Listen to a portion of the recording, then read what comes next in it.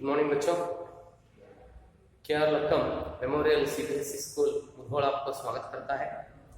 बच्चों, पिछले कक्षा में हम अवधपुरी में राम मतलब अयोध्या में राम, तो इस भाग पर हम चर्चा कर रहे थे। तो रामायण की कथा वहाँ से शुरू हो जाती है, ठीक है। तो उसे आपको समझाने के लिए या रामायण के बारे में आप समझने के लिए यह किताब आपको बहुत अवश्य होता है। आप इससे पढ़े तो रामायण संपूर्ण आप समझ लेंगे। तो उसके बारे में आपको जानकारी देने के लिए यहाँ बाल राम कथा किताब में हम अयोध्या में राम भाग चर्चा कर रहे थे। 2 दिन से हम देख रहे हैं अयोध्या कैसा नगर था, तो उधर राजा कौन थे, ठीक है। राजा और रानियों के बारे में भी, मतलब राजा दशरथ महाराज को 3 रानियां थी, ठीक है। कौन कौन थी वो? कौशल्या, सुमित्रा और कैकेयी। तो ऐसे 3 रानियां थी। बहुत आराम से या खुशी से जीवन बिता रहे, फिर भी उनके मन में एक दुख का बात था। क्या था वह? तो वह राजा को संतान नहीं थी। अरे राजनिಗೆ ಮಕ್ಕಳಿರಲಿಲ್ಲ, ಅದೊಂದು ಬಹಳ ಸಮಸ್ಯೆಯಾಗಿ ಅವರನ್ನ ಕಾಡ್ತಾ ಇತ್ತು। तो पिछले कक्षा में हम उस समस्या के बारे में उन्होंने कहा जाके पूछा, किसके पास जाके पूछा? दशरथ महाराज किसके पास? वशिष्ठ मुनि से जाकर उन्होंने कहा और उसे क्या करना है उसे सलाह पूछी। तो उस समय वह मुनि मतलब वशिष्ठ मुनि ने उसे एक सलाह देते हैं, ठीक है। क्या देते हैं उन्होंने? आप क्या करना है? पुत्रेष्टि यज्ञ करना है, ठीक है। पुत्रेष्टि यज्ञ किए तो आपको क्या होते हैं? संतान होते हैं या पुत्र प्राप्ति होता है। इस तरह उन्होंने सलाह देते हैं। तो सलाह के अनुसार उन्होंने क्या करते हैं? वह यज्ञ करने के लिए तैयारी करते हैं। आइए बच्चों देखेंगे जिस तरह उसकी तैयारी होती है। यज्ञ महान तपस्वी ऋष्यशृंग की देख रेख में हुआ। देख रेख में मतलब उस यज्ञ की जिम्मेदारी किसके पास था? वह एक महान ऋषि। कौन था वो? ऋष्यशृंग, ठीक है। इस यज्ञ महान तपस्वी ऋष्यशृंग की देख रेख में हुआ, मतलब उसकी जिम्मेदारी में वह एक नेता के रूप में वह यज्ञ संभाला। देख रेख में हुआ, पूरा नगर उसकी तैयारी में लगा हुआ था। अयोध्या मतलब महाराज यह यज्ञ कर रहे थे ना, तो महाराज की इच्छा पूरी होने के लिए हम सब मिलकर कोशिश करना है, उस यज्ञ को हम सफल करना है। इस तरह सोचकर गांव के सभी लोग क्या किए? उसकी तैयारी में लग गए। बहुत शानदार से तैयारी होने लगी।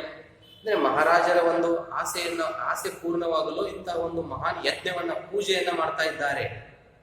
ಆ ಒಂದು ಪೂಜೆ ಯಶಸ್ವಿಯಾಗಲು ನಾವೆಲ್ಲರೂ ಕೈ ಜೋಡಿಸೋಣ ಅಂತ ತಿಳಿದುಕೊಂಡು ಆ ಊರಿನ ಒಂದು ಅಯೋಧ್ಯ ನಗರದ ಎಲ್ಲ ಜನರು ಏನ್ ಮಾಡಿದರೆ, ಬಹಳ ಒಂದು ಭಕ್ತಿಯಿಂದ ಯಜ್ಞದ ತಯಾರಿ, ಆ ಪೂಜೆಯ ತಯಾರಿ ಮಾಡಲು ಶುರು ಮಾಡಿದರು।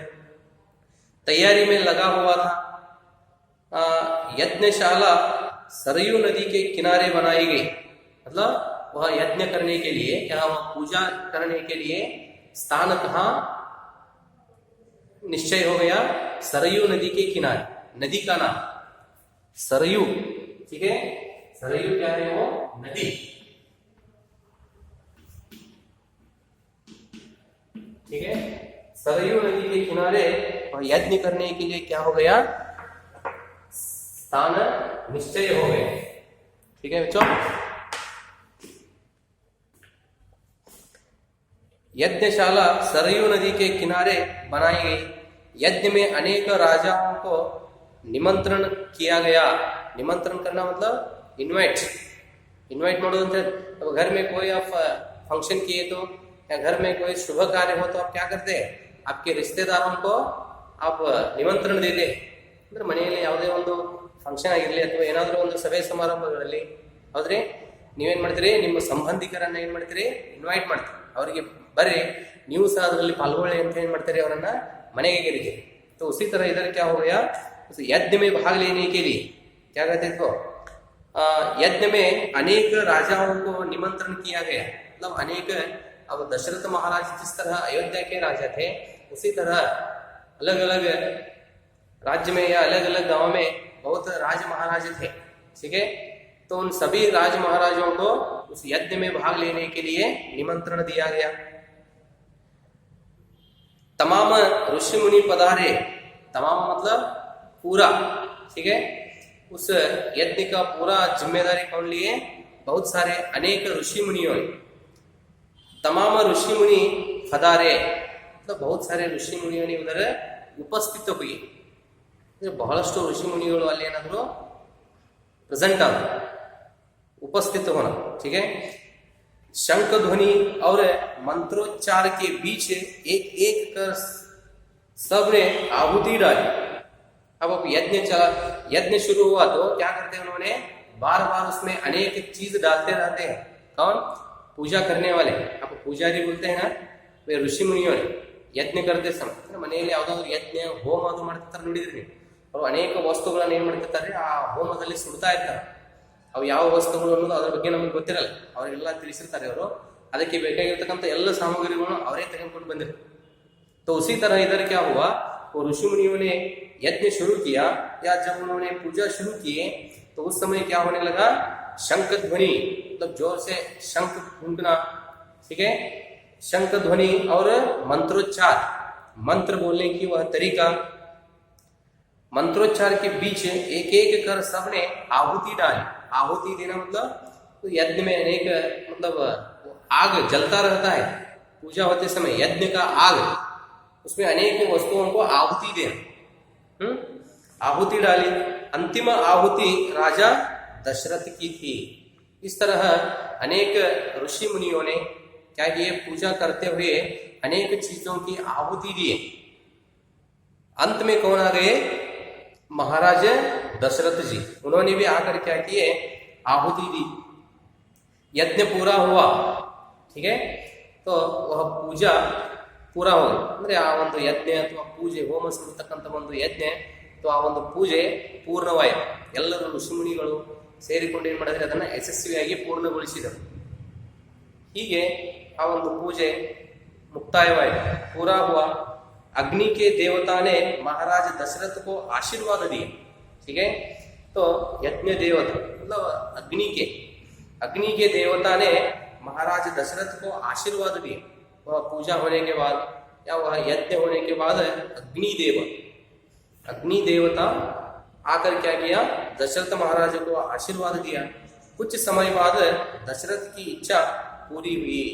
यह यज्ञ होने के बाद, यह पूजा होने के बाद कुछ समय के बाद तो दशरथ महाराज की क्या वह इच्छा था वह पूरी हो गई। ಈ ಒಂದು ಪೂಜೆ ಆದ ನಂತರ ಆ ಮಹಾರಾಜ ದಶರಥ ಮಹಾರಾಜರ ಆಸೆ ಅಥವಾ ಇಚ್ಛೆ ಏನಿತ್ತು ಅದೇನಾಯ್ತ್ರಿ? ಪೂರ್ಣವಾಯಿತು, ಅವರ ಆಸೆ ಈಡೇರಿತು। इच्छा पूरी हुई। तीनों रानियां पुत्रवती हुई, ठीक है। तीनों महारानियां पुत्रवती हुई। महारानी कौशल्या ने राम को जन्म दिया। पहले आप जानते हैं महाराजा दशरथ को संतान नहीं थे। जब उन्होंने यह यज्ञ या पूजा किए तो उस समय सभी तीनों रानियां क्या हुए? पुत्रवती हुई, मतलब उन तीनों रानियों को पुत्र प्राप्ति हो गई, बच्चों को उन्होंने जन्म दिए। कौन कौन देखो, महारानी कौशल्या, आप पहले ही जानते हैं दशरथ महाराज को 3 रानियां थी, कौशल्य, कैकेयी और सुमित्रा। इस तरह तीनों रानियां पुत्रवती हो गई। महारानी कौशल्या ने राम को जन्म दिया, समझ में आ रहे ना। चैत्र माह की नवमी के दिन, तो उस समय चैत्र माह मतलब महीना, चैत्र माह की नवमी के दिन महारानी कौशल्या राम को जन्म दिया। रानी सुमित्रा के 2 पुत्र हुई। महारानी और एक महारानी कौन थी? सुमित्रा। सुमित्रा को 2 बच्चे हुए, एक का नाम लक्ष्मण और दूसरा शत्रुघ्न। रानी कैकेयी के पुत्र का नाम भरत रखा गया। तो इस तरह तीनों रानियां क्या किए? 4 बच्चों को जन्म दिए, समझ में रहे ना। आप जानते हैं बच्चों, कौशल्या राम को और सुमित्रा लक्ष्मण और शत्रुघ्न ये उनके बच्चे थे, और कैकेयी महारानी कैकेयी भरत को, जन्म दिया। इस तरह तीनों रानियां पुत्रवती होकर क्या किया, उन्होंने 4 बच्चों को जन्म दिए। राजमहल में खुशी छा गया। इधर में छोटा बच्चा देख लो, कौशल्या।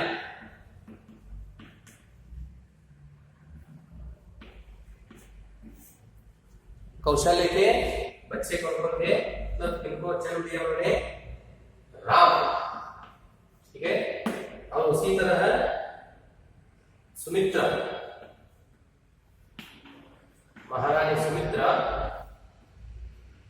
सुमित्रा के बच्चे कौन कौन थे, लक्ष्मण और दूसरा शत्रुघ्न।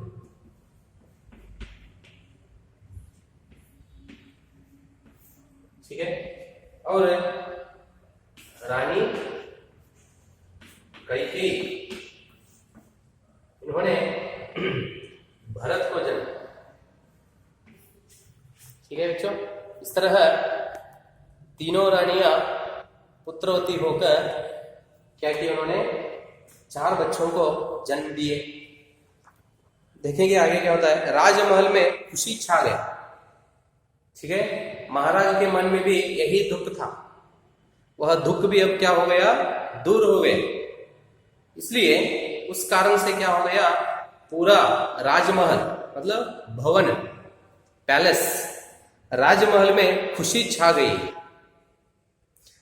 नगर में बधाइयां भजने लगी, मंगल गीत गाए गए। मतलब पूरा वह अयोध्या नगर खुशी में समय बिता रहे। अयोध्या के लोग, मतलब उस नगर में जीने वाले सभी लोग क्या करने लगे, बहुत खुशी से समय बिताने लगे। हर ओर खुशी, उत्सव जैसा दृश्य। उत्सव मतलब पर्व मनाते ना, फेस्टिवल मनाते समय जिस तरह मन का स्वभाव होता है, उसी तरह अयोध्या नगर के लोग क्या किए, बहुत खुशी से समय बिताने लगे। हर ओर खुशी, उत्सव जैसा दृश्य। राजा दशरथ प्रसन्न थे। वह नगर या अयोध्या में खुशी की छाया देखकर महाराजा दशरथ जी क्या हुए, बहुत प्रसन्न हुई। मतलब बहुत उन्होंने खुशी हो गई। समझ में आ रहा है ना, प्रसन्न थे। प्रसन्न मतलब खुशी।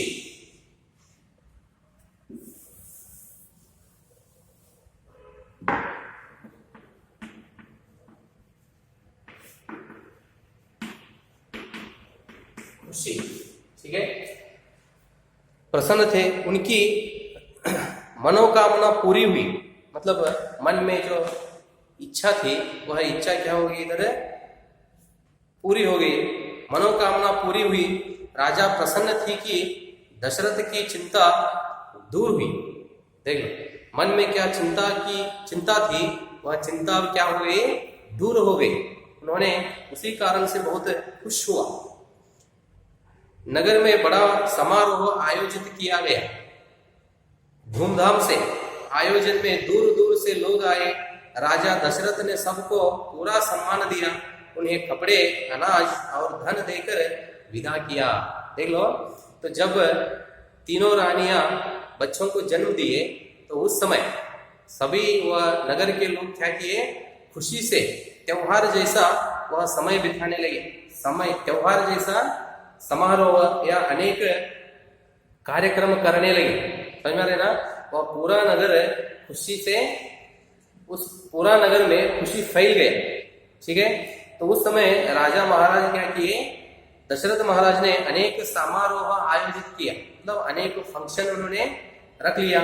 उसमें दूर दूर से, ಬಹಳ ದೂರಗಳಿಂದ ಅನೇಕ ಬೇರೆ ಬೇರೆ ಊರುಗಳಿಂದ ಜನರು ಬಂದು ಆ ಒಂದು ಖುಷಿಯಲ್ಲಿ ಪಾಲ್ಗೊಂಡು ಬಂದಿರತಕ್ಕಂಥ ಜನರಿಗೆ ಮಹಾರಾಜ ಏನ್ ಮಾಡಿದ್ರಿ, ಅವರಿಗೆ ಉಡುಗೊರೆಯನ್ನು ನೀಡಿ.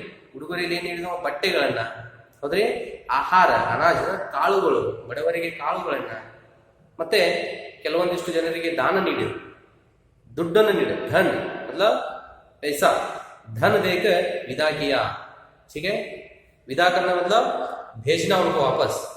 जो लोग आकर समारोह में या उस खुशी में भाग लिए थे, उनको उन्होंने उपहार के रूप में धन, कपड़े और अनाज देकर वापस उनको गांव को भेज दिया, अपने वापस अपने गांव। तो इस तरह बच्चों आप यहाँ तक हम क्या देखे हैं, अयोध्या में जब रानियां बच्चों को जन्म दिए उस समय वह अयोध्या नगर का वातावरण जिस तरह बदल गया, जिस तरह सारे लोग, गांव के सभी लोग मिलकर खुशी का वह समय को जिस तरह बिताए, यह पूरा विषय हम आज देख लिए हैं बच्चों। तो आगे वे बच्चे, मतलब दशरथ महाराज के बच्चे बड़े होकर वे जिस तरह अपना जीवन बिताते हैं, बचपन में वे कैसे थे, यह सब विषय आगे का विषय हम अगले कक्षा में देखेंगे बच्चों। धन्यवाद।